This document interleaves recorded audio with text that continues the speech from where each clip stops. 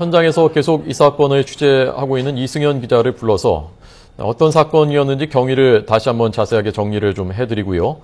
그리고 지금 김무성 의원의 발언에 대해서도 다시 정리를 좀 하도록 하겠습니다. 자, 이승현 기자 준비되어 있죠? 이승현 기자 나오시고요. 중앙지검에 나왔습니다. 네네.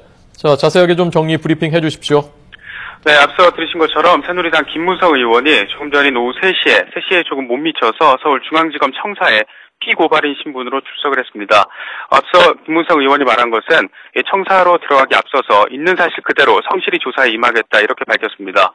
또 NLL은 양보할 수 없는 우리의 생명권이다. 하지만 대화록은 본 적이 없다고 말했습니다.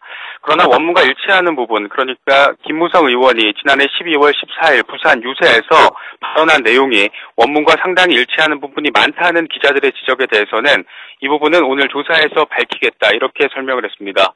또 대화록 논란은 검찰 수사에 맡기고 국회는 민생 현안 해결에 적극적으로 나서야 한다는 말도 함께 덧붙였습니다.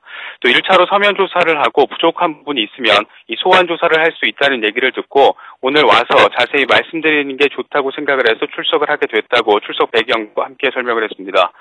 김 의원은 지난해 대선을 앞두고 부산 유세에서 고 노무현 전 대통령이 2007년 남북 정상회담에서 NLL과 관련해 언급한 내용을 공개한 혐의를 받고 있습니다. 검찰은 김 의원을 상대로 이 회의록 원본을 불법으로 열람했는지 여부와 발언 경위, 또 목적은 무엇이었는지 등을 조사할 계획입니다.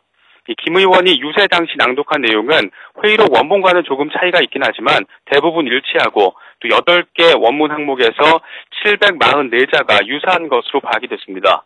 앞서 민주당은 지난 6월 김 의원의 발언과 이 국정원 회의록 원본 내용이 유사하다는 점을 들어 사전 입수 의혹을 제기하고 김 의원을 검찰에 고발했습니다. 또 지인들과 만난 자리에서 회의록 공개 계획을 언급한 혐의로 함께 고발된 권영세 주중대사의 경우에는 소환이 어려워서 서면 조사로 마무리할 것으로 보입니다.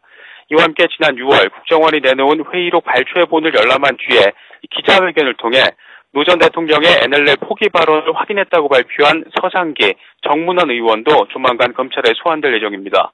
서 의원은 이번 주 안에, 정 의원은 다음 주 초쯤에 출석을 할 것으로 보입니다.